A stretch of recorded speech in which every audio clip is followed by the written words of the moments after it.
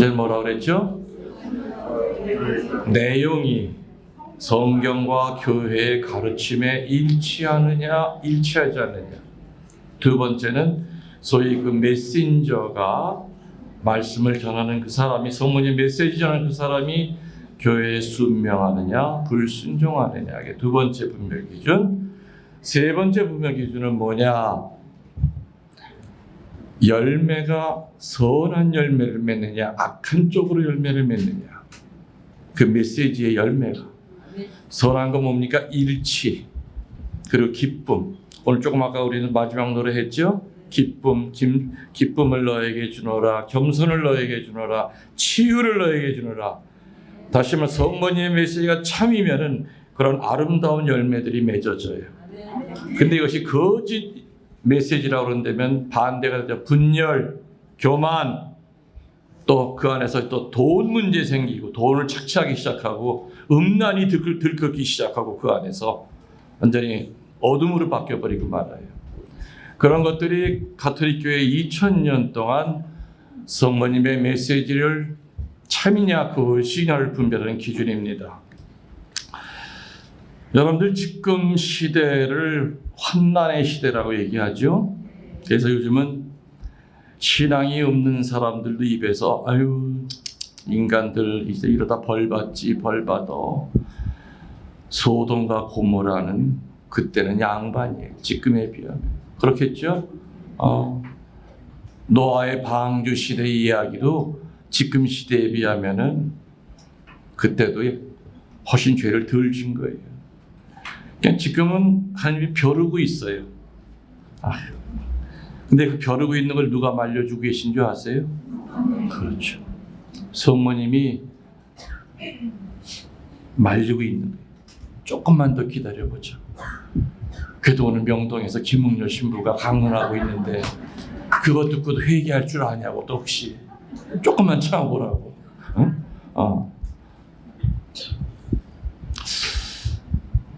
공적인 계시는요 요한 묵시록으로 끝이 났어요.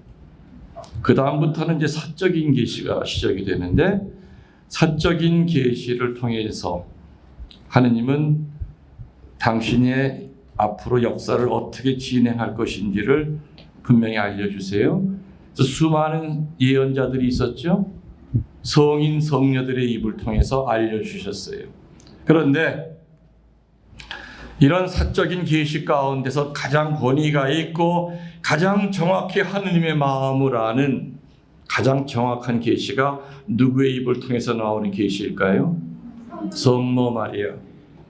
성모 마리아는 삼위일체이신 하느님 바로 옆에 계시면서 하느님의 마음을 들여다보고 계세요. 그래서 성모님의 입을 통해서 하느님의 우리는 그 속내를 알 수가 있어요.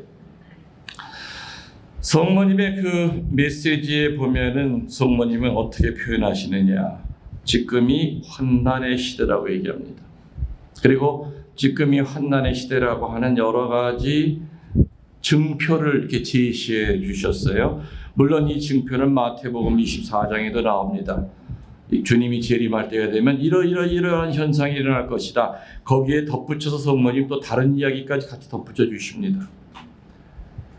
성경에도 나오면서 성모님도 지금이 환난의 시대고 주님의 재림이 가까웠다는 것을 증거하는 첫 번째 증표는 뭐냐? 오류가 번지고 있다 얘기하십니다. 뭐가 번지고 있다? 오류. 진실과 맞서는 어둠이 바로 오류입니다. 이 오류가 이제는 교회 안에까지 들어와서 사제들의 눈을 멀게 하고 고위 성직자들의 눈을 멀게 하고 성당은 마치 취미생활하는 집단으로 전락해버리고 사제들도 거룩한 성소를 받은 사람이 아니라 직업으로 전락해버리고 성당 안에도 보면 수많은 수십 개의 파들이 생겨나고 수백억짜리 성당을 지면 뭐하냐 이거죠. 파가 수백 개인데 바올로파, 아폴로파가 2000년 전에만 있었던 것이 아니라 지금도 얼마나 패거리들이 많은지 몰라. 그 파들이 모여서 교회를 걱정하고 성직자 수도를 위해 기도하는 모이면 얼마나 아름답겠습니까마는 대부분은 마귀한테 사로잡혀서 교회를 분열시키는 데 앞장서고 있어요. 수많은 파들이 있어요.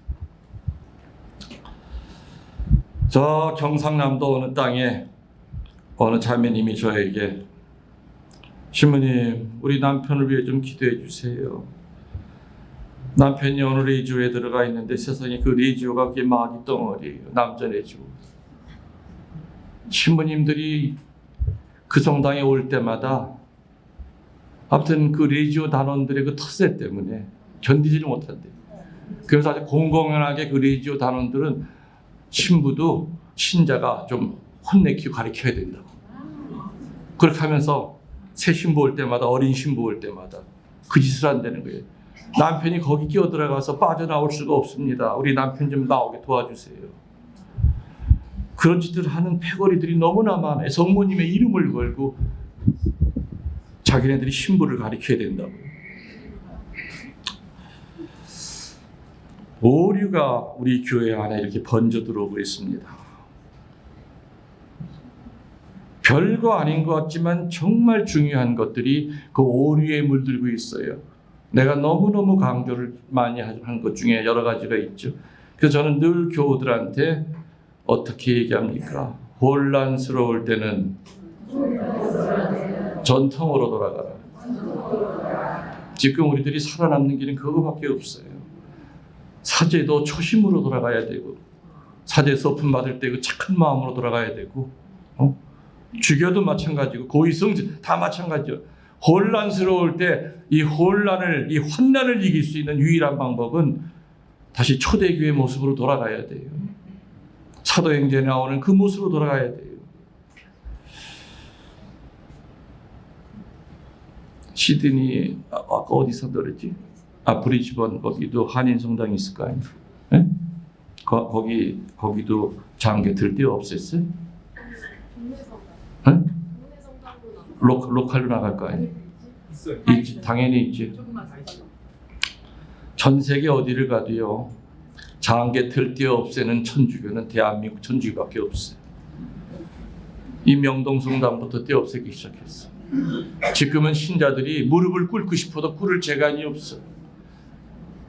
가톨릭의 전통 성당은 밖에 있는 성수대에서 성수를 찍고 성호를 그면서 반무릎을 꿇어요. 제대를 향하여.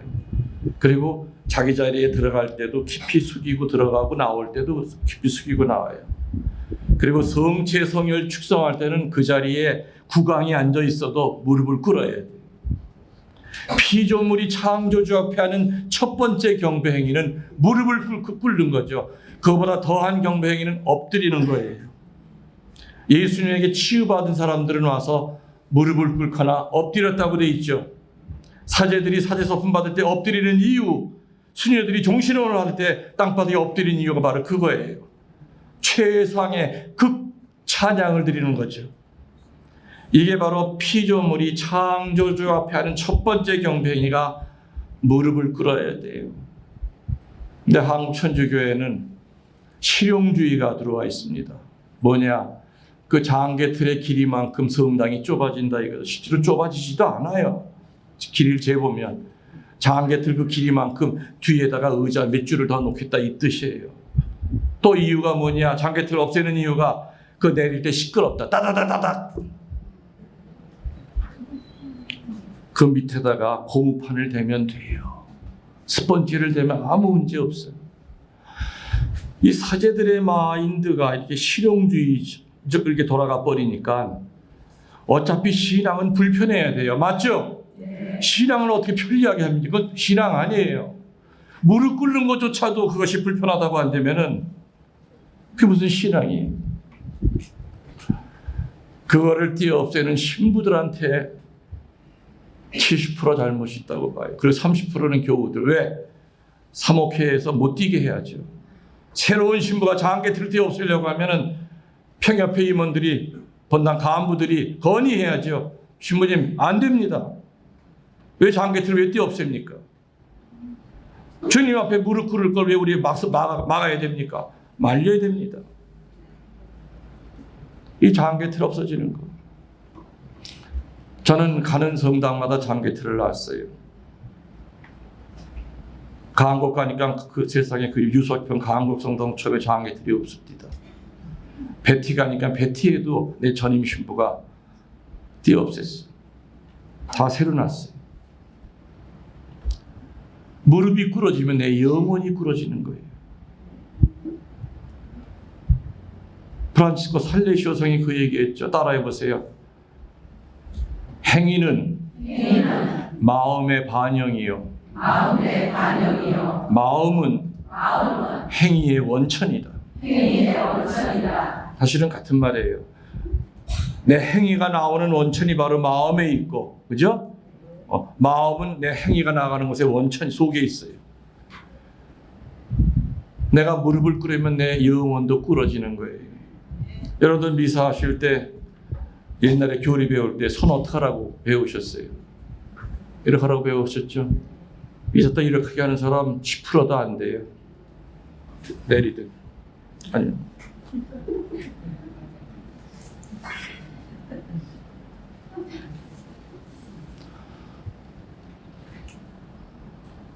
절에서는 엄지손가락도 같이 펴요. 그죠? 천주교에서는 엄지손가락 2개를 겹쳐서 십자가를 만들어요. 이게 2000년 동안 내려 카톨릭에 합장하는 모습이에요. 여러분들 놀랍게도요. 그래, 신부님이 얘기한 대로 미사 때 이렇게 하자. 이렇게 하다가 내가 딴 생각 하잖아요. 밑이 찍 벌어지기 시작해요. 찍찍 벌어져. 그래 나중에는 그냥 이렇게 돼버려요. 그러나 이거를 모으면은요, 미사 끝낼 때까지 모으면 정신을 바짝 차리게 돼요. 딴 데 생각, 조금만 딴 데 생각해도 밑에가 벌어지기 시작해. 밑에가. 수녀원 본원에 미사하러 가면은 새끼 수녀들이 많잖아. 어린 수녀님들이 천사같이 그냥 미사할 때 보면 그냥 이러고 미사를 드려. 근데 그 수녀들이 이제 허언을 하고 각 본당에 파견 나가잖아. 이렇게 이뻤던 그 수녀들은 다 어디 갔는지.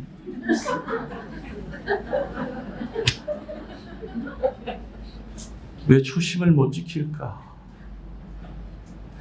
이게 벌어지면 내 마음도 찢어지는 거예요. 이게 모아지면 내 마음도 모아지는 거예요. 무릎을 꿇어지면 내 영혼이 하느님 앞에 무릎을 꿇는 거예요. 여러분들 본당에다가 건의하셔야 돼요. 반모임, 구역 반모임 할 때 그 건의하는 거 있잖아요. 본당 신녀들 70%가 정도 건의하면은 할 수 있죠. 얼마든지 그 장개틀 할 수 있어요.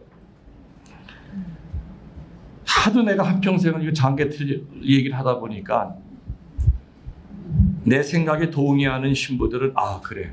사제관에서 내 강의를 듣고 있다가 그러네. 내 가고 난 다음에 장개틀 났다는 기쁜 소리가 들리는 성당도 있어요. 근데 어떤 신부는 장개틀 때 없었는데 내가 가서 이 얘기를 했단 말이에요. 사제관에서 내 강의 다 듣고 있거든. 저 신부 괜히 불렀네 저거. 괜히 불렀네. 인천교구는 돌아가신 그 최기산 주교님이 교양마다 내 강의를 많이 들으시는 주교님이에요. 주교님들도 내 강의를 듣는 분이 꽤 많다고 그러시는데, 이 장개틀 얘기를 듣고 어느 날 주교님이 교구민들에게, 신부들한테 훈령을 발표했어. 없어진 장개틀을 복원시켜라. 그래서 인천교구는 우리 한국 교구 중에서 제일 장개틀이 많아요. 얼마나 기뻤는지 몰라. 그리고 내 고향 교구라, 그죠? 내 인천 사람 아닙니까? 고향 교구라. 그래도 내 고향 사람들은 말을 듣는구나. 고향에서 존경 못 받는다고 하지만은 그래도 주교님이 앞장서서 그거를 이렇게 해주시는구나. 얼마나 그 주교님한테 고마웠는지 몰라요. 하여튼 그런 장개틀 없애는 거, 교회 안에 오류가 들어와 있다고 하는 표시죠. 또 뭐 있을까요? 자매들이 점점 이제 미사수건 안 써요. 미사수건 안 써요. 그리고 웃기는 게 피정 다녀보면 잘 사는 동네일수록 더 안 써요. 안 쓰는 이유가 뭐냐고 물어봤더니 첫 번째 훅가시가 주저앉는데 난 처음에 훅가시가 훅가시가 뭐지 했더니 이게 바람 넣어가지고 이렇게 붕 뜨게 한 건데 미사숙은 하시에서 이렇게 푹 가라앉는데 하긴 강남 후라시가 훅가시가 강북 후라시 훅가시보다 더 좀 비싸겠죠. 여러분들 미사수건은요 바오로 사도의 가르침에서 나온 거죠. 여인들은 머리를 가리라고 그랬어요. 가리라고 하는 이유가 여자를 무시해서가 아니에요. 여자들은 머리 모양에 따라 수십 가지 인간으로 바뀌어요. 그렇죠? 요조 숙녀도 됐다, 할머니도 됐다가, 그죠? 다방 아가씨도 됐다가 오만 모습으로 바뀌어. 이 때문에 미사수건을 쓰는 첫 번째 이유는 다른 사람에 대한 애덕. 네 머리 때문에 다른 사람이 분심 들게 하지 말아라 이겁니다. 네 뒷자리에 앉아 있는 사람 네 머리카락을 보고 딴 생각하게 하지 마라 이겁니다. 앞에 여자가 미사수건을 안 썼어. 그 눈이 안 갈래? 눈이 안 갈 수가 없어. 왜? 머리가 떡이 돼 있거든. 세상에 이 여자는 성당 나오면서 빗질도 안 하고 나왔나 봐. 아이고 이 여자 머리에 새치 봐. 염색이나 좀 하지. 네 머리 때문에 다른 사람 분심 들게 하지 말라는 그 애덕이 첫 번째예요. 두 번째 써야 되는 이유는 너 자신에 대한 애덕. 미사수건 쓰면 앞만 보게 돼요. 미사수건이 옆을 다 가려줘. 그렇죠? 옆에 볼 필요가 없어. 여러분들은 미사수건을 쓸 때 사제가 제의를 입는 마음으로 미사수건을 쓰셔야 돼요. 미사수건이 여러분의 머리 위에 얹혀질 때는 성령의 너울이 여러분을 감싼다고 생각하셔야 돼요. 외국 주교님들이요 한국에 와가지고 제일 감동받은 게 뭔지 알아요? 미사 갔더니 세상에 미사수건을 쓰고 미사 드리는 거예요. 외국 주교님들이 눈물을 다 흘렸어요. 얘 벌써 없어졌던 것이 여기는 한국은 지금도 지키고 있구나. 근데 지금 점점 없어져. 몰라 나 그 얘기 난 믿고 싶지 않은데 어느 신부는 그랬대요. 미사수건 쓰는 거 벗으라고. 그 뭐하러 쓰냐고. 새파랗게 젊은 신부. 내 그놈 어느 성당에서 근무하는지 내가 알기만 하면 목사 패듯이 가서 좀 패고 싶어져. 어차피 뭐 전과 1범이었는데 뭐 전과 2범 되면 안 돼. 그리고 또 어떤 신부는 아멘 하지 말라고. 시끄럽다. 아멘 하지 말라고 그러는 신부들이 있대요. 나 믿고 싶지 않아. 솔직히 믿고 싶지 않아.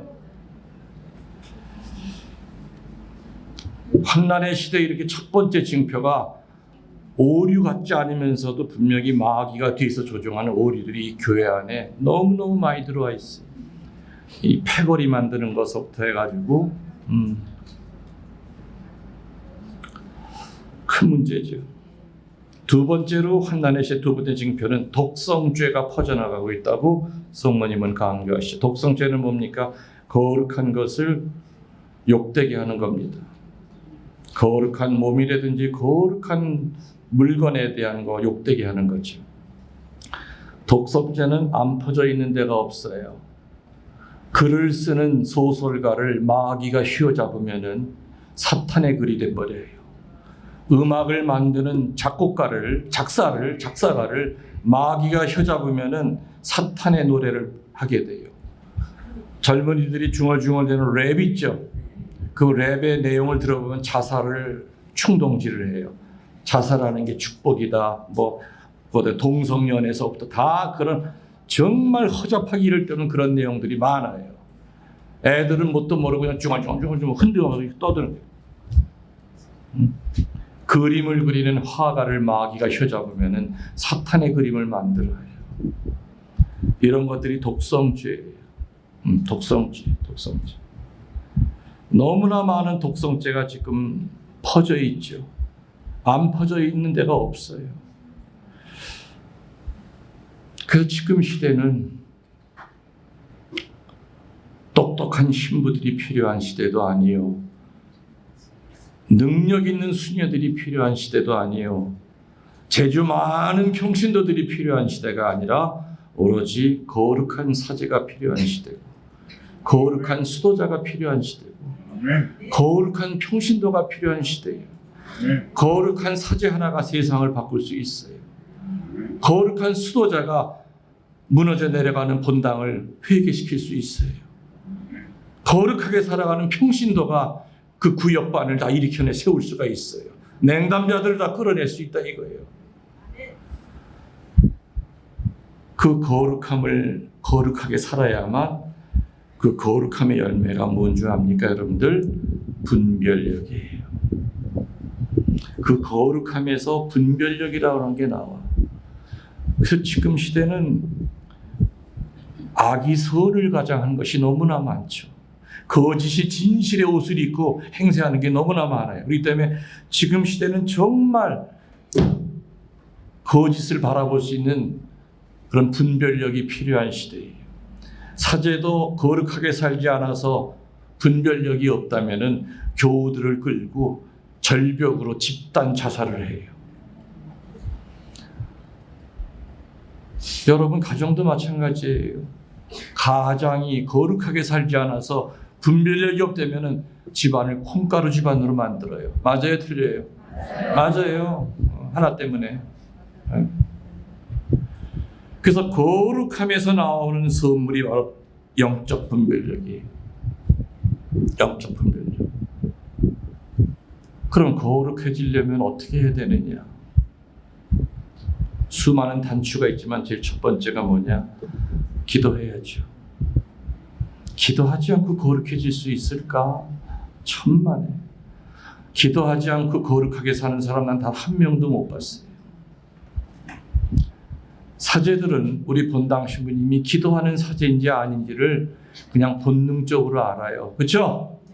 신부님의 강론 한 번만 들어봐도 우리 신부님의 강론은 정말 기도 끝에 나온 강론이다. 말은 어눌하게 잘 못하더라도 신자들은 그 순수성을 알아요. 신부님은 말주변이 없어도 우리 신부님의 저 기도는 단 5분 안에 끝나는 주일 강론이라 하더라도 깊은 기도 끝에 만들어진 조개 속에 들어가 있는 진주 같은 그런 강론이다 하는 것을 신자들은 느껴요. 우리 신부님 기도 안 하는 사제예요. 맨날 남의 거 보고 읽다가 끝나고 어떨 땐 페이지 수도 바꿔서 읽고 지도 뭔지도 모르고 읽고. 기도하면은 거룩해지고요. 거룩하게 살면 어떤 눈이 생긴다고요? 분별의 눈이 생겨요. 영적 분별의 눈이 생겨요.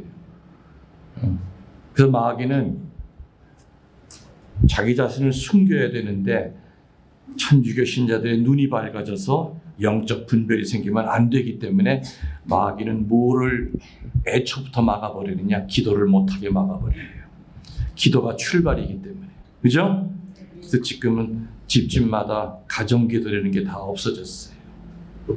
옛날 같으면 저녁에 촛불 켜놓고 온 식구가 들러앉아서 기도 바쳤어요. 그죠? 아이들도 기도해야만 잠드는 줄 아는 게 그냥 당연한 일이었어요. 옛날에는 기도라는 말조차 없었다고 그랬죠. 뭐라고요? 신공. 기도라고 하는 말도 엄밀히 따지면 개신교에서 온 용어예요.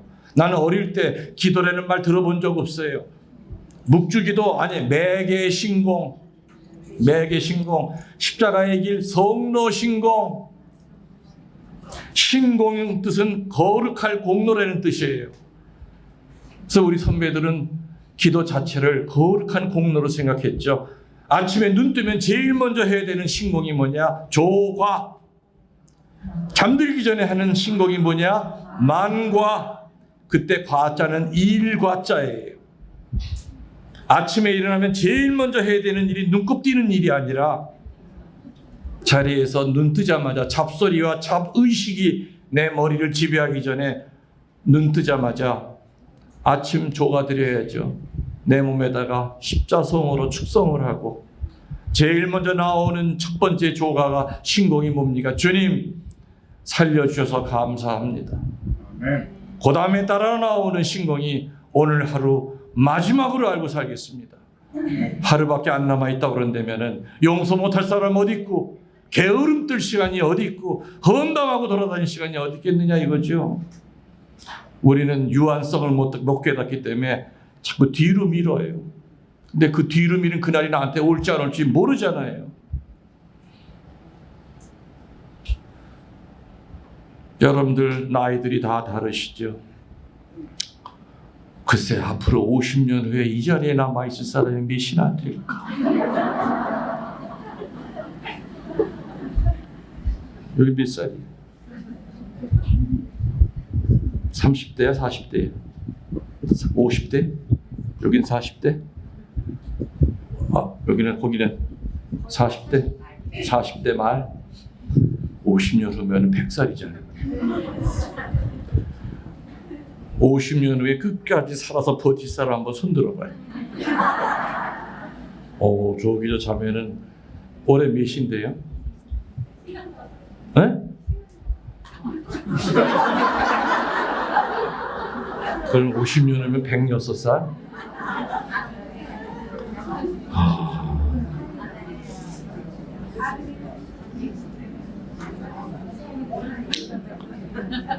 그냥 못 들은 걸로 할게요.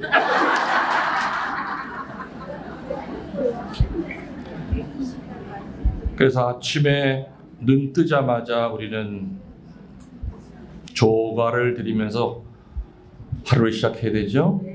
밤에 잠들기 전에 하는 기도는 뭐라고요? 그렇죠. 저녁 만과.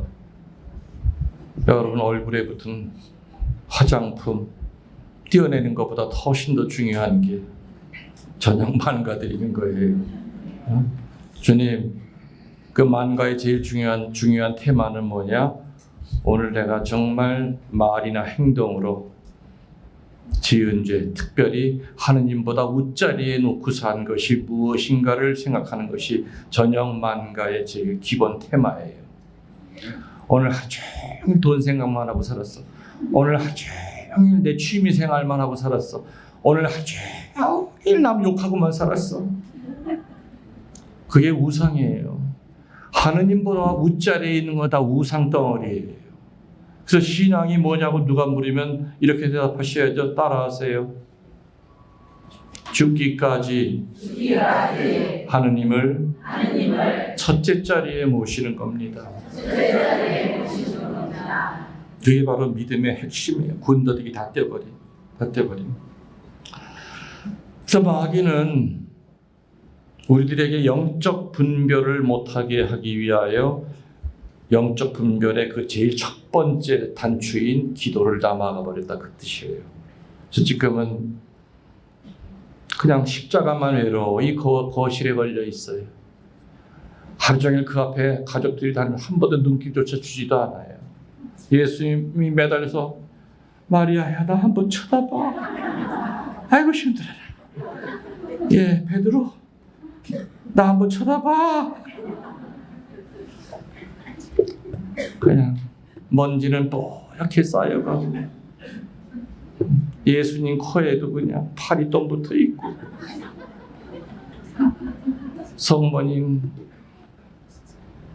이렇게 내려다보면은 참 아휴 어머니나 나나 신세가 똑같소. 아휴 어머니 언제 목욕하셨어? 예, 나 기억도 안 난다. 성물방에서 사오고 한 번도 안 했어.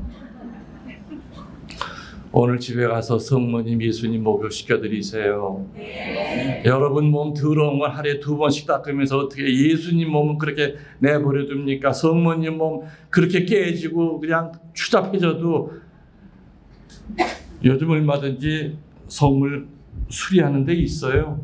찾아보면 다 있어요. 이쁘게 다 만들어줘요. 교우집 가보면은요, 예수님을 쳐다봐요. 밑에 성모님 계시고 그 밑에 초가 있죠. 초를 보면 이 사람들이 기도하는 사람인지 아닌지를 알아요. 기도하는 사람들은 초 손질을 항상 해놔요. 항상 깎아놔요.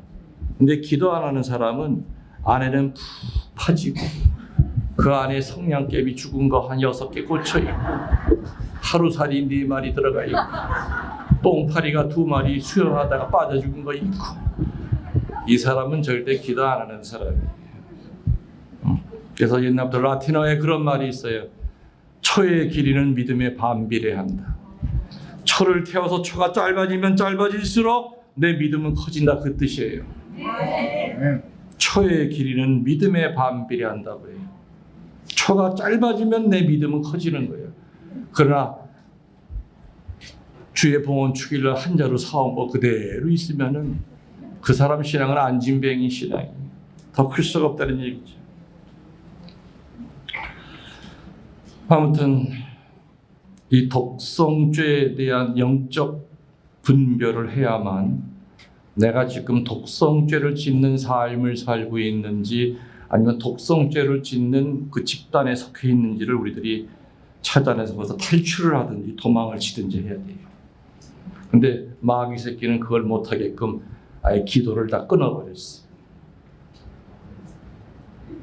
물고기는 물을 떠나서 살 수 없듯이 우리 신자들에게 기도가 없다면은 그건 시체죠. 그래서 기도는 아무리 바쁘다는 거 그거 가지고 합리화되지 않아요. 나 오늘 3시간 봉사했으니까 3시간 기도한 거 똑같죠? 누구 맘대로.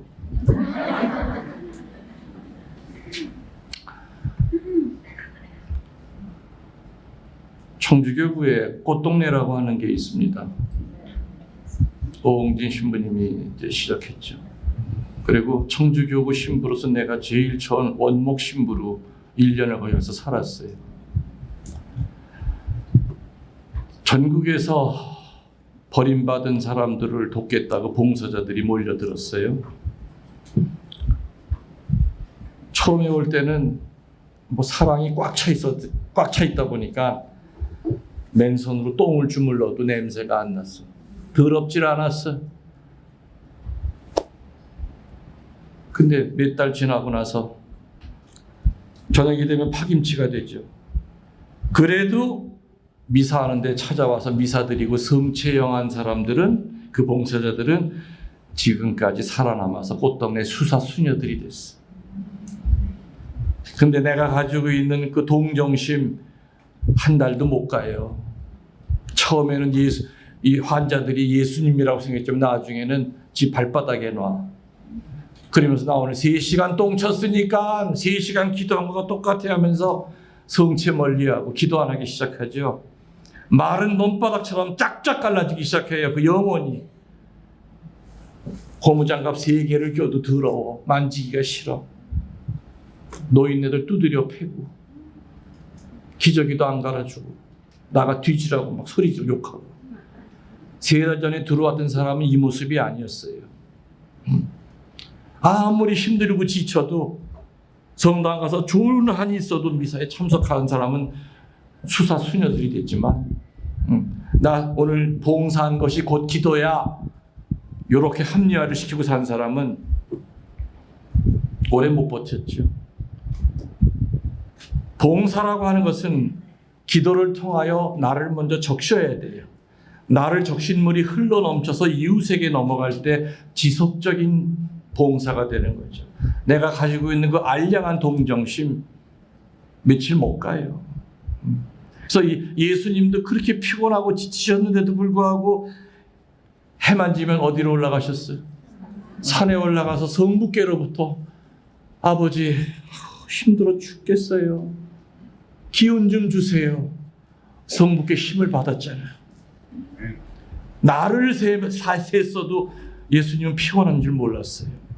고스톱을 치면서 밤을 새면 며칠이 힘들지만 철야 기도를 하면서 밤을 새면 그 다음 날도 룰루랄라 웃음이 나오고 기쁜 거예요. 그 다음 날도 예수님은 물밀듯이 밀려오는 그 환자들 인상 찡그리지 않고 다 해줬죠. 해줬어요. 오늘 나도 인상 안 찡그리고 열심히 셀카 찍어줬어요. 오줌도 못 싸고.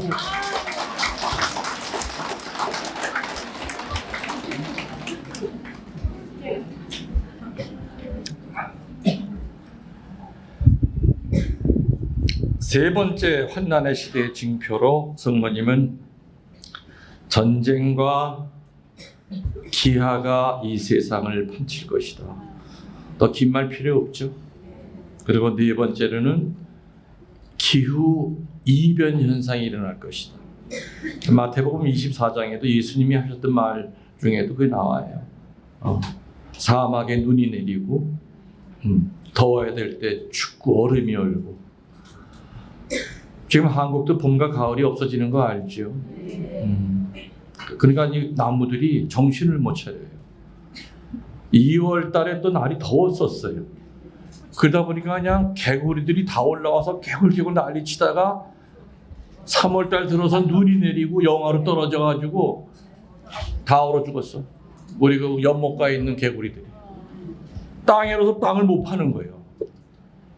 이게 뭐가 이상해진 거예요. 그 요즘 꿀벌들이 없어요. 아인슈타인이 그런 얘기를 했죠. 꿀벌이 이 지구상에서 사라지면 3년 안에 지구는 멸망한다고 그랬어요. 꿀벌이 꿀 따라 날아갔다가 이 하도 전파가 많아서 집을 못 찾아와 헤매다 그냥 죽는 거예요. 철새들이 이제는 딴 데로 안 날아가요. 왜? 비행기에서 쏘는 그 전자파 때문에 이 새들 그 유전자 안에 있는 이 레이더가 다 망가져 버렸대. 그래서 천둥오리 같은 것도 철새인데 안 날아가요. 텃새가 돼 버리는 거예요. 세상 모든 만물은 하느님이 만든 질서에 순응하고 살지만 유독 인간만이 길을 쓰고 지구를 망가뜨리고 있죠. 맞죠? 네. 우리 각자가 너 때문이 아니라 나 때문이라는 거, 이 의식을 갖고 살아야 돼요. 그래서 하다못해 뭐 여러 가지 세제 같은 것도 정말 최소한의 세제를 쓰도록 애써야 되고. 저는 수십 년 전부터 저는 샴푸 같은 거 안 써요. 그냥 오로지 비누예요.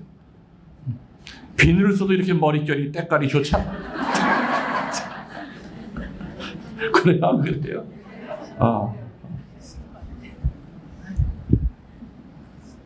숱도 많아요. 흰머리는 많죠. 이제는. 근데 우리 집안이 백발은 아니에요. 우리 어머니가 90살이 넘었어도 나보다도 흰머리가 더 없는 것 같아요. 93인데도 지금 봐도 60 한 중반. 그러니까 얼마나 얼굴에 자신 있는데 맨날 셀카 찍어서 나한테 보내줘. 아우 짜증나 죽겠습니다. 그리고 셀카에 이제 달인이 돼서 딴 데 쳐다보면서 이렇게 찍어. 남이 찍어주는 것처럼. 너무 잘 찍어 우리 어머니가. 나보다 사진 더 잘 찍어.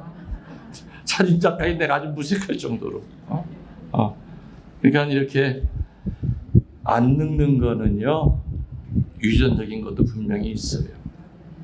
근데 여동생들도 다 뭐 내가 3남이냐 제일 장남이고 맨 밑으로 여자아이 둘인데 제일 막내가 내 고등학교 2학년 때 나왔어. 아주 창피해 죽을 뻔했어. 아우 주책이야 정말 뿅마. 그 네 번째가 중학교 2학년 때 나왔는데 그때는 너무 이뻤어. 아들만 셋 있다가 딸이 나오니까 세상에 나도 여동생 생겼어. 근데 한 3년 있다 또 나오네 딸이. 엄마 왜 배가 왜 부른 거야? 밥 많이 먹었어? 근데 지금 그 막내가 벌써 50이 넘었잖아. 근데 지금도 걔네들 여자애들 둘은요 지금도 30대예요.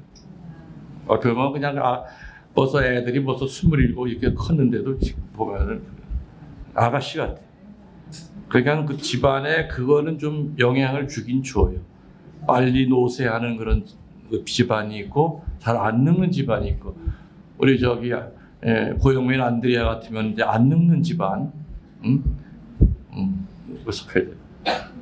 아유 참 하하거리네 뒤에서 좋다고. 아무튼 칭찬해주면 아무튼 저게 좋아해. 그래. 참 우리 저 안드레아도 참 안 늙어요. 그다음에 다섯 번째로 지금의 환난의 시대라고 하는 징표가 적그리스도가 나타난다고 했어요. 지금 사이비 집단이 판을 칠 거다. 너무나 많죠. 한국도 뭐 별의별 게 다 있죠. 이 사이비 집단의 하나같이 공통된 것은 그 성의 문란, 그리고 이제 돈을 이제 착취하기 시작합니다. 예수님의 이름을 빌어서 이제 이거 다 마귀 새끼들이죠. 이런 사이비 교주들, 그 집안을 다 망가뜨리고 전부 다. 그래서 여러분들은 한눈이라도 그쪽에 눈길 돌리시면 안 돼요. 길이 아니면 가지 마세요. 어떤 일이 있어도 성경 공부 잘 가르쳐준대 그러다 넘어가는 거예요. 천주교는 성경이 약한데 거기 가면 성경 잘 가르쳐. 신천지가 그렇게 해서 끌어들이고 있어요. 천주교 신자들을. 신천지에 가보세요. 거기 천주교 신자 얼마나 많은데.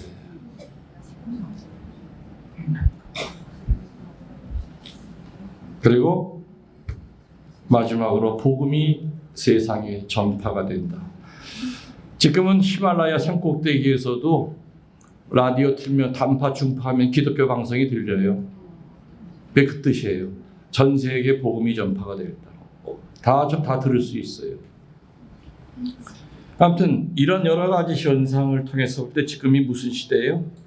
환난의 시대예요. 이 환난의 시대가 끝나고 날 때 주님의 재림이 온다고 그랬어요. 근데 그 주님의 재림은 육적인 재림이 아니라 영적인 재림이 와요. 그 주님이 영적으로 재림했던 걸 어떻게 알게 되느냐? 전 세계 모든 사람이 예수님을 믿게 돼요. 불교 신자도 믿게 되고 모두 다 믿게 돼요. 다시 말하면 그렇게 함으로써 영적 세례를 다시 받게 된다 그 뜻이에요. 근데 여러분들 세례 받아도 우리 죄 져요 안 져요? 져요. 그래서 소위 천년왕국이라고 하는 기간을 마지막으로 둬요. 그 천년왕국은 999년 다음에 그 천년 그런 시간의 개념이 아니에요. 그런 개념이 아니에요.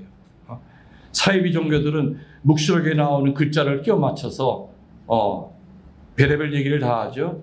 그 천년왕국이라는 것은 마지막 정화 시기예요. 그 마지막 정화 시기에도 인간들이 회개하지 않으면 바로 그때 그 다음에 뭐가 생겨? 최후 심판이 들어와요. 이 최후 심판은 둘이 맷돌질하다 하나 끌고 가고 내려가고 부가 한 침상에 있다가도 하나는 끌고 가고 내버려 양과 염소를 왼쪽 오른쪽 갈아놓듯이 엄격한 개인 심판이 바로 최후 심판이 돼요. 최후 심판. 자, 그런데 세상 예언자들이 있어요. 노스트라다무스 같은 사람이 있죠. 그 사람이 예언한 것 지금 거의 90%까지 맞았다고 그래요. 그 사람도 세상은 멸망한다고 예언했어요. 우리가 어떻게 하더라도 멸망한다고 되어 있어요. 노스트라다무스의 예언에 보면은. 그런데 성모님의 예언은 좀 차이가 있어요. 너희들이 서로 사랑하면, 너희들이 서로 나누고 살면, 너희들이 지금 이 순간 회개하면, 너희들이 서로 아끼고 살면 최후의 심판은 없을 거라고 얘기하지. 이게 만일에 도자기라고 합시다. 이 물컵이. 이거 만든 사람이 있겠죠? 이거 만들 때는 이 사람이 난 이거 앞으로 몇 년 후에 이거 깨먹을 거야 생각하면서 만들지 않았어요. 영원히 이 도자기가 영원히 존재할 것을 믿으면서 만들었겠죠. 하느님이 우리 피조물을 만들 때 앞으로 몇 년 후에 내가 저것들 내가 다 작살낼 거야. 이런 마음 가지고 만들지 않았어요. 창조주 하느님께서는 어떻게 해서든지 내가 만든 걸작품이면서 내 실패작인 이 인간을 살려보기 위해서 몇 번 혼돈에 끼셨죠. 노아의 방주서부터 소돔과 고모라의 불의 심판서부터 그리고 또 수많은 예언자들을 통해서 니들 이렇게 살면 안 된단다. 정신 차려야 된다. 지금도 수많은 사제들의 입을 통해서 회개를 촉구하고 초심으로 돌아갈 것을 계속 가르쳐주고 있죠. 그래서 성모님의 예언과 세상 예언자들의 예언은 그렇게 근본적으로 차이가 있다는 거예요. 세상 예언자들은 인간이 회개하건 말건 상관없어. 사랑하건 말건 상관이 없어. 반드시 이 지구는 멸망해. 그러나 성모님의 예언은 그게 아니라 너희들이 서로 복음 말씀대로 살려고 애를 쓴다면 찌끔이라도 이 환난의 시대에 나타나는 이 징표들이 다 사라질 것이다. 하실 것이다. 도자기는 영원히 존재하기를 만든 사람은 기대합니다. 모든 피조물 가운데 가장 정성을 들여 만든 우리들이기 때문에 깨먹을 날을 생각하면서 절대 하나님은 우리를 만들지 않으셨어요. 어떻게든지 지속시켜 보려고 애쓰시고 있고, 어떻게든지 긴 세월 동안 흠집이 안 나게 하려고 애를 쓰고 계시죠. 이제 마지막으로 시간 이제 10분밖에 안 남았지만은, 이제 환난의 시대에 그럼 신부님 어떻게 하면 그 딴 데로 한눈 파지 않고 딴 데로 빠지지 않고 그 울타리 안에서 살 수 있습니까? 환난의 시대의 영적 울타리를 성모님께서 5가지를 얘기하셨어요. 첫 번째, 단식하라고 얘기하십니다. 뭐 하라고요? 단식. 세상의 모든 계시 종교는 자기가 믿는 신을 위하여 나아갈 수 있는 첫 번째 그 길을 단식이라고 하는 훈련을 통해서 해요. 제대로 된 스님은 겨울이 되면 동안거에 들어가고 여름엔 하안거 들어가죠. 그래서 그냥 뼈와 가죽만 남아있다 하더라도 눈은 바짝바짝 살아요. 다시 말하면 단식의 목적은 아까 얘기한 영적 분별 때문에 그래요. 지금도 여러분들은 뭔가 집안이 어지럽고 실타래가 엉겨있다고 그러면 단식하세요. 제일 힘든 훈련이지만은 단식하세요. 단식하다 보면은 엉겨있는 실타래의 처우가 끝이 보이기 시작할 거예요. 영의 눈이 띄기 시작할 거예요. 그래서 성모님은 이 환난의 시대에 살기 위한 첫 번째 울타리로 단식을 강조하셨다 이거죠. 전 세계 유명한 수도는 전부 다 광야에 있어요. 광야는 인간이 적응하기 힘든 데죠. 일교차가 심해요. 전갈이라든지 뱀밖에 못 사는 그곳에 거기에서 유명한 성인 성녀들은 다 나왔어요. 세례자 요한이 어디서 살았습니까? 광야에 살았어요. 샤를로 두꼬 성인도 거기서 살았죠. 육신은 괴로워도 영이 맑아질 수 있는 게 바로 단식이에요. 두 번째, 환난의 시대 영적 울타리 두 번째는 어떤 일이 있어도 묵주를 손에 놓으면 안 돼요. 묵주를. 저는 신학교 때 참 궁금한데 어느 교수 신부도 답을 안 가르쳐 준 게 하나가 있었어. 뭐냐?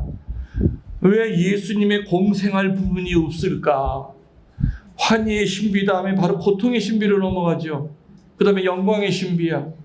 근데 예수님의 공생활 3년 동안 정말 중요한 것이 많은데 뭐가 내 생각에는 뭐가 빠진 느낌이었어요.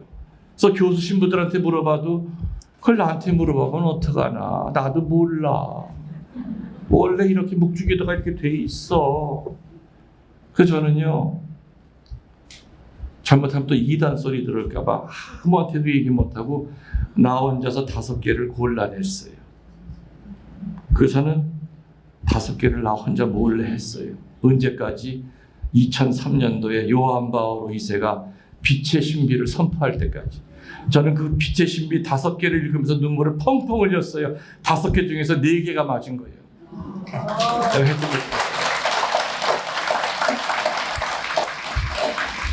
이제는 비로소 사복음서가 완성이 됐어요. 그래서 이 세상에 가장 완벽한 관상 기도는 이 로사리오 기도예요. 예수님의 잉태하심부터 그죠? 모든 게 다 연결이 돼요. 여러분 지금 내가 들고 있는 이 로사리오 기도는 5단이 아니라 6단이에요. 왜 6단인 줄 아시죠? 강국의 매개 성모님 그 팔에도 6단 묵주가 걸려 있어요. 루르드 성모님에는 6단 묵주가 걸려 있어요. 근데 이 내력을 모르기 때문에 한국에서 만들어지는 루르드 성모님 다 5단을 걸어놔요. 프랑스 사람들 지금도 6단 묵주로 해요. 프랑스 신부님들 전부 다 6단 묵주로 해요. 왜 6단 묵주가 왜 생겼느냐? 이건 물론 성물방에서 파는 묵주는 아니에요. 만든 묵주지만은 갖고 싶죠? 네.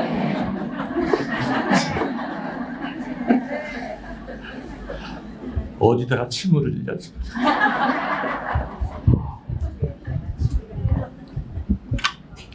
벨레데타 성녀한테 루르드 성모님이 발현하셨죠. 마지막으로 하신 메시지가 그거예요. 묵주 한 단을 더 만들어서 그 한 단은 다른 사람에게 양보하지 말고 너의 영원 구령을 위해 바쳐라. 그때부터 벨레데타 성녀는 6단 묵주를 만들어서 깔멜 수녀원에 들어가서도 죽을 때까지 6단 묵주를 썼어요. 그때부터 프랑스 사람들은 6단 묵주로 묵주 기도를 했죠. 5단까지는 다른 지향을 줄 수 있어도 마지막 한 단은 남한테 양보하지 말고 너 자신의 영원 구원을 위해서 바쳐야 된다. 전 사실 그래서 신학교 2학년 때부터 2002년 때까지는 5단 묵주하면서 한 단을 더 했어요. 그 다음부터는 6단 묵주를 이제 대놓고 이제는 그죠? 잘못된 게 아니니까 6단 묵주를 해요. 감곡 성모 순례지에 있을 때 6단 묵주를 보급을 했었습니다. 한동안. 근데 주교님이 브레이크를 걸었어요. 한국 사람들이 이거 6단 묵주 모르는데 괜히 신부님 그렇지 않아도 그런데 신부님 괜히 또 입방아에 올라. 아니 이거 잘못된 거 아니잖아요. 성모님이 하라고 한 거고 프랑스엔 지금 6단 묵주 하잖아요. 아이 그냥 알긴 아는데 아유 신부님 생각해서 하는 얘기야. 괜히 사람들도 입방아에 질까봐. 그래서 그때부터 관뒀어요. 6단 묵주 보급을 안 했죠. 여러분 묵주 만드는 재주가 있으신 분들은 또 누구에게 묵주 만들려고 부탁하시는 분들은 한 단을 더 만들어 달라고 그랬어요. 그리고 5단 묵주 하고 그냥 한 단 더 하시면 돼. 그죠? 6단 묵주를 이렇게 하면 더 좋은데 안 되면은 그냥 하시면 돼요. 6단 묵주의 유래는 바로 그런 거예요. 그게. 그래서 묵주기도 어떤 일이 있어도 아무리 술을 많이 먹고 아무리 피곤하고 아무리 일을 많이 하고 봉사를 많이 했어도 내 묵주기도 손에 놓으면 난 죽는다. 영적 울타리에서 벗어난다는 거. 세 번째로 성모님께서 이 환난의 시대의 영적 울타리 세 번째는 정기적으로 고해 성사를 몰아보셨어요. 1년에 2번 판고, 성사 같지도 않은 그 판고, 주일배사 몇 번 빠졌습니다. 예수님은 그거 들으시려고 고백소에 계신 거 아니에요. 정기적으로 고백 성사를 최소한 한 달에 한 번 정도는 주님 앞에 무릎을 꿇으라고 하셨어요. 저는 신학생부터 지금까지는 한 달에 한 번 성사를 꼭 봐요. 그리고 저는 아무한테도 안 보여주는 내 영적 노트가 있어요. 스프링 노트가. 딱 손바닥만에 한 장 한 장 넘기는 거 있죠. 저녁 만가를 하면서 오늘 나를 걸려 넘어지게 한 게 무엇인가를 하나를 적어요. 오늘 내가 참 이상하게 교만한 마음이 많이 들었다. 교만이라고 적어요. 그 다음 날은 똑같은 거 있을 수도 있고 다른 거 있을 수도 있죠. 이렇게 해서 30장이 되면은 그 다음 날 성사를 봐요. 30장 가운데 제일 횟수가 많은 것이 성찰거리 1번이에요. 무슨 얘기 이해되세요? 네. 고백 성사는 훈련이 필요해요. 저는 신학생 때부터 그렇게 성사를 봐서 정말 내 악습으로부터 좀 자유로워지려고 애를 썼어요. 그냥 부터가 아무 준비도 안 하고 있다가 쓰시는 게 일단은 제일 좋아요. 성사 보러 들어가기 전에 써가지고 들어가세요. 죄인이 죄 고백하러 들어가는데 룰루랄라 하고 들어가는 건 미친놈이에요. 당연히 주눅이 들 수밖에 없고 두렵고 무서워요. 신부인 저도 다른 신부한테 무릎 꿇을 때 전 두려워요. 그건 당연한 거야. 그건 죄인의 기본적인 마음이야. 죄인이 어떻게 그래 유세당당하게 들어갈 수 있겠습니까? 전 지금도 저거 갖고 들어가요. 제가 한 달 동안 이러이러한 유감에 많이 빠졌었습니다. 이게 첫 번째 고백거리입니다. 그리고 거기에 사족을 달 필요 없어. 합리화시킬 필요 없어. 뭐뭐 한 것 같습니다. 이런 투의 말 할 필요 없다 이거예요. 한 것 같은지 안 한지는 고백소에 들어오기 전에 지 양심과 하느님과 이미 결정을 해야죠. 들어와서는 정직하게 저 간음 5번 했습니다. 도둑질 3번 했습니다. 남 험담 수도 없이 많이 했습니다. 한 것 같다니. 그거 듣는 사제는 이게 죄를 젖대는 거야 말아대는 거야 질랑 말랑 하다가 관뒀대는 거야. 이런 게 바로 모고회예요. 사제의 판단을 흐리게 하는 게 모고해예요. 거짓고해. 그래서 성모님 메시지에 보면은 고백성사에 대한 얘기할 때마다 한 번도 안 빠지고 나온 얘기가 뭐냐? 너무나 많은 내 자식들이 모고해 때문에 지옥으로 떨어지고 있다. 사제들아, 가르쳐라. 어떤 일이 있어도 거짓 고백하지 마. 고백거짓하지 말게 하거라. 여러분의 죄가 진홍색처럼 붉어도 말조차 꺼내기도 너무너무 창피하고 부끄러워도 고백서 안에는 사제만 계신 것이 아니라 예수님이 직접 듣는다는 그 믿음을 가지셔야 돼요. 예수님이 사제의 입을 통해서 감각적으로 내 귀에다 대고 마리아야 성부 성자 성령의 이름으로 네 죄를 사하노라. 이 세상에 이런 종교가 어디 있어요? 개신교우들은 죄를 지면 골방에 들어가서 통성기도하고 울며 기도해요. 울고 나면 시원해요. 죄사함 받은 것 같아요. 근데 개런티가 없어요. 보증서가 없어요. 그러나 우리 천주교 신자들은 사제의 입을 통해서 성부와 성자와 성령의 이름으로 당신의 죄를 사하나이다 라고 하는 정확한 우리는 보증서를 받고 나오죠. 얼마나 이 큰 축복이에요. 고백성사 두려워하지 마세요. 얘기해도 끝도 없습니다. 네 번째로는 성체.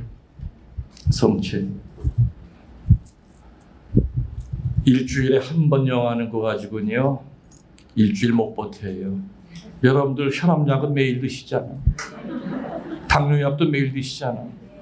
썩어 없어지고 죽어갈 몸뚱아리도 그렇게 매일같이 챙기면서 천상의 약인 성체는 누가 일주일에 한 번만 하라고 그랬어요? 성모님은 가능한 한 매일 하라고 그랬어요. 매일이 어려우면 적어도 한 주에 2번 내지 3번은 영해야 돼요. 그래야만 그 성체의 힘 때문에 우리는 이 환난의 시대에 버텨나갈 수가 있어요. 마지막 5번째 영적 울타리는 성경을 가까이 하라고 그랬어요. 말씀을 가까이 하라고 그랬어요. 10번 듣는 것보다는 한 번 읽는 것이 은혜롭고 10번 읽는 것보다는 한 번 쓰는 것이 더 은혜로워요. 그래서 가장 은혜로운 게 뭡니까? 필사하는 거예요. 여러분이 살아생전에 여러분의 손으로 신약성서 한 권이라도 쓰고 죽었다면은 적어도 그거 가지고 주님 심판대전 앞에 너 뭐 하다 왔냐? 저 한 거 아무것도 없습니다. 전교도 못해서 한 사람도 이끌지 못했고요. 유일하게 한 게 있다면 제가 제 손으로 기를 쓰고 신약성서 한 권은 이제 썼어요. 그거 하나만 가지고도 주님은 엄하게 심판하지 않으실 거예요. 말씀을 가까이 하세요. 요즘 세상 얼마나 좋습니까? 유튜브만 틀면 말씀 도서관이 있잖아요. 그죠? 지나간 거 옛날 거 내가 미국에서 강의한 거 올릴 것도 분명히 올리긴 올릴 거예요. 다시 들을 수가 있단 말이에요. 그죠? 그래서 5월 1일 성모성월 첫날 성모 신심의 유형에 대한 그 4가지를 설명을 드렸고 또 성모님을 통해서 이 시대의 징표에 대한 얘기를 드렸고요. 또 이 환난의 시대 우리들이 어떤 울타리 안에서 살아야만 영적으로 살아남을 수 있는지 첫 번째 단식, 두 번째 묵주기도, 세 번째 고백성사, 네 번째 성체성사, 다섯 번째 성경, 다시 말하면 말씀. 이 5개의 울타리를 단단히 박아놓고 그 안에 살면은 사탄이 우리를 지옥으로 끌어들이려고 길을 쓰고 발버둥을 치더라도 우린 절대로 살아남을 수 있다는 겁니다. 여러분들 제가 있는 그 은퇴 성당이 아니죠. 은퇴 살고 있는 월정리 힐링 피스 가든은 여러분들이 지나가다가 아니면 일부러라도 와서 이렇게 기도하고 가실 수 있는 아름다운 데입니다. 그리고 제가 97분의 성인 유해를 모시고 있습니다. 전 세계에서는 가장 많은 성인 유해가 41년 동안 저에게 찾아오셨어요. 그리고 십자가 보목, 예수님의 성의와 그 피가 지금도 묻은 십자가 보목이 전 3점이 있습니다. 그래서 제가 있는 그 사제관은 사제관이라기보다 좀 좀 거룩한 장소예요. 그리고 그 앞에 기도할 수 있는 힐링 피스 가든이 있고, 그리고 또 그 앞에는 오늘부터 이제 오픈이 됐는데 쉬다 갈 수 있는 게스트 하우스, 힐링 하우스가 오늘부터 신청하실 수가 있습니다. 신청하는 방법은요, 제 카페에 들어가셔서 그 카페에 자기 방에 들어가서 방장한테 며칠부터 며칠 동안 머물고 싶습니다 하면은 방장이 저한테 연락을 해서 그 날짜 비어 있다 그러면은 그렇게 해서 와서 쉬었다 가실 수 있는 곳입니다. 그래서 아름답죠. 아름답고 그 근처에는 또 매개 성당이 15분 거리밖에 안 돼 있고, 우리 사대강 옆에 길로 올라가면 또 산꼭대기 넘어는 수목원이 있어 트레킹 코스도 있고 아름답습니다. 그래서 아무튼 둘째, 넷째 주일날 미사를 하고 있습니다. 그래서 아무튼 자세한 얘기 여러분들이 카페 통해서 들으시면 되고, 저는 강복을 드리고 저는 미사를 안 하고 저는 바로 내려가고, 미사는 여기 지도 신부님이 하시게 될 겁니다. 아셨죠? 강복 드리겠습니다.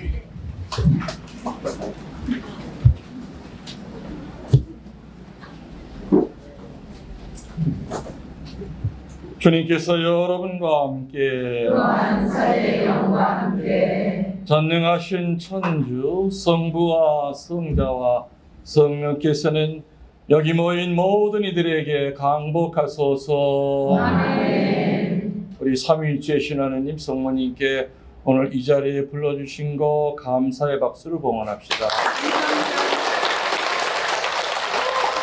감사합니다. 네, 우리 시골의 큰 사랑과 우리 감감의 박수 부탁드리겠습니다. 오늘 감사합니다.